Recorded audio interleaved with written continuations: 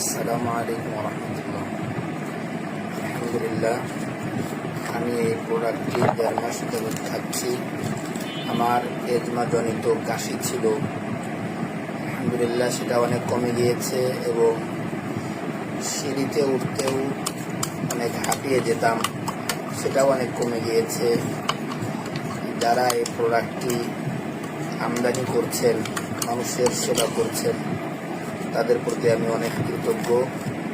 আল্লাহ তাদেরকে উত্তম বিনিময় দান করেন এবং আপনারা যারা এটা নিতে চান তারা সংগ্রহ করে খেতে পারেন।